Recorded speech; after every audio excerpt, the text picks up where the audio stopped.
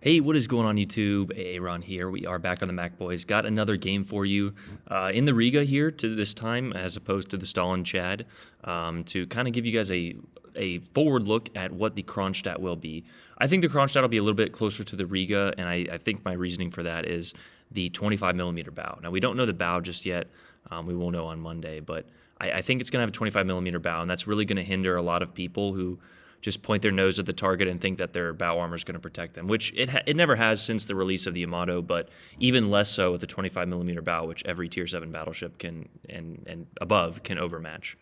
Small little edit here. Yes, guys, for all the keyboard warriors, I know that the Brandenburg and the Odin do in fact bounce off of a 25 millimeter bow.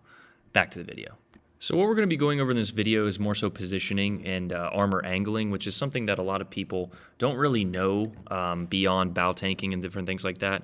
It's hard to visualize or display here. I'm going to throw up a few animations and models, but basically what you want to do is you're going to want to not point your nose at the target, but not give broadside. As you can see here, we are slightly angled to that flander. Now we may be giving a little too much angle to that flander, but throughout this match, I'm going to intentionally not keep the bow of my ship towards other ships that I know can overmatch me, which is basically all battleships. Also, in this situation, I know that if I hit full throttle and turn left, I can put those shells on my upper belt or on the part of the armor that is going to bounce or shatter those shells, which is the main armor belt of the Riga here.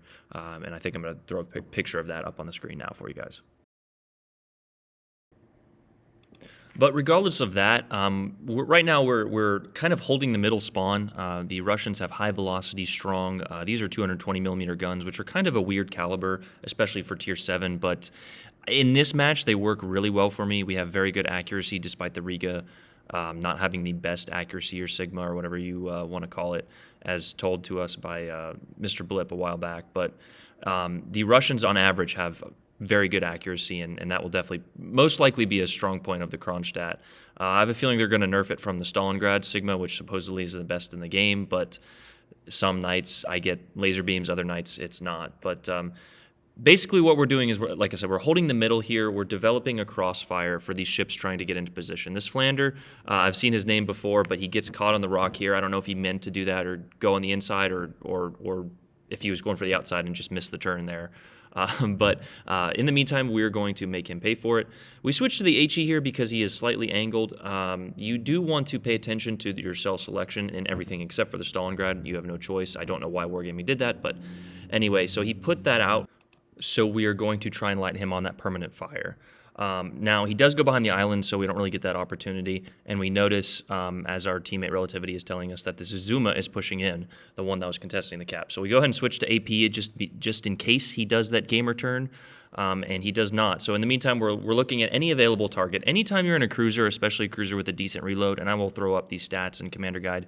They're at the end of the video. But anytime you're in a cruiser, you need to be firing your guns pretty much at all times. Now, with slower turret traverses, you don't want to be looking back and forth too often, but here comes that Azuma, and we had the AP loaded for the broadside ships on the other side, and we actually get a Citadel here. I told you, you can see my facial expression there. I'm like, huh? But we get the Citadel, and the Russian AP is just... It's so strong that even at very unique angles like this, you can punch through, moderate to weak armor. But anyway, that Azuma does go ahead and give us that true gamer turn, that broadside. And unfortunately, we don't get the pure deletion, but we do get a nice smack. That is one thing you could see the shells kind of land everywhere, is the consistency with the Riga. And hopefully the Kronstadt changes that. But Peak gets that target there. And so we're moving on. We're finding the next available target. If you're not firing your guns, especially often in a cruiser when the situation calls for it, then you're not really doing your job. Cruiser's main responsibility is DPM. Obviously, it's dealing with destroyers as well and other enemy radar cruisers, but it's DPM in most situations. But we're playing with the throttle here, and we are giving up a little bit of that broadside. But as you can see, we're ready with the throttle here. We're backing up, and we're dodging a lot of those shells. That one could have been bad, but we know that shells notoriously land short, and those, of course, land long, so better to be on the good side of RNG than the bad. But this Brandenburg decides he wants to get his secondaries off. I don't know why people still think that's a smart idea 2 minutes into the match, but so we're going to try and take him out and give our team that chance. Now, the other battleship who spawned on A side is now moving back to A side because he abandoned A side, and what do you know, A side fell. But in the meantime, we see a destroyer pop up as well as a Flander, and I know that I'm probably not going to hit that Akatsuki. What is that, an Akatsuki or an Akizuki? At 17 kilometers, especially when he's maneuvering. So we go ahead and try and take out the available target in the Flander while we notice some shells coming from the other side. I do think that was a name I recognize. Yeah, listen, Linda, he's a good guy, but anytime you get recognized, Hipper has a good video on the extra love that CCs tend to get. And notably so, if you can take out a good player, I get it, but sometimes it does make for frustrating, especially for replay purposes. But regardless, now we are pushing in. We took care of that A flank, sorta. There's still one more battleship, but I told myself that we're going to push in here and get nice and close to this island so we don't get shot from the right, and that way we can angle to the ships at the left if we need to. But it's a Prince Heinrich, and we know that he doesn't have that much range or accuracy. So we're going to go ahead and attack these guys here. Go around this island and support the seaside because our teammates should be able to finish off that Prince and hopefully get that DD, and that will be the A cap. If we can hold and our team actually has a somewhat of a push here at the C cap, then we're doing fine. But as you can see, another 5 penetrations there for I didn't see the damage, but it's just. We're mounting up the damage here. We're almost at 100k, and this isn't really like a massively impressive game. We do get a nice high caliber here and some good citadels on available targets, but it just emphasizes how Russian cruisers can be absolutely dominant in the meta of this game. And I really hope that the Kronstadt does change a little bit of that, as well as the Plymouth, and kind of eliminating those HE spammers, but I don't think it will. But anyway, we see the Friesland in front of us here, as well as the Baltimore. They have this team, this enemy division here has got a good setup. They've got the Friesland in the middle, the Baltimore flanking, and a battleship on the inside. They are creating crossfires. They're not all in one square. That is my biggest gripe. If you're a viewer, please do not sell your ship into one square. I know that situations happen and not every game is the same, but so many times last night, and last night was awful for me. That was a couple days ago, probably by the time you guys see this video. People and players just sitting in one square doing nothing. I don't understand. But we're going off a tangent here. So anyway, we're navigating this island. We're not allowing our side to be given up, even to that Baltimore out there. Now, we are pushing ahead a little bit here, but the chance of him citadeling at that range is very low, and we do have those ships in the cap there. So he has more targets that he needs to worry about than me over here in the middle. But what we're going to try and do is break this Richelieu's guns. You might have enough pen.